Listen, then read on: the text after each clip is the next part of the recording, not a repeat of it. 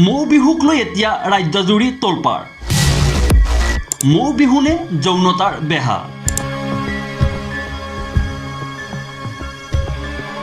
মৌ বিহুৰ শেষ দৃশ্য কি বুজাব খুজিছে আমাৰ বিহু জানো পথ হেৰাইছে?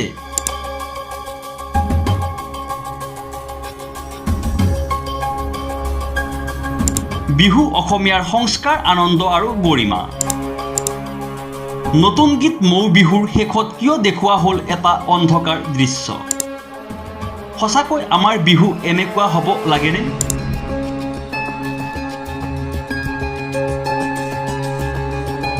বিহু অসমীয়াৰ অনুভৱ, সংস্কাৰ আৰু স্বাভিমানৰ এক নিগৰ প্ৰতীক।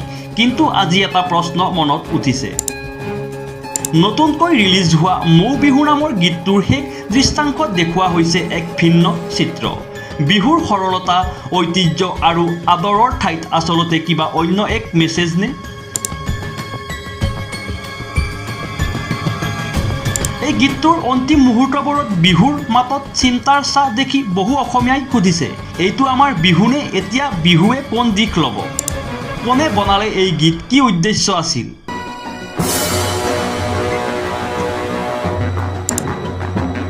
এই উদ্দেশ্যকেইটাৰ পিছত বুজাব খোজা কথাটো কি?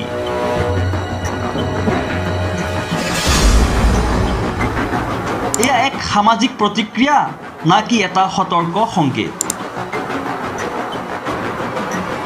News desk report, Assam any.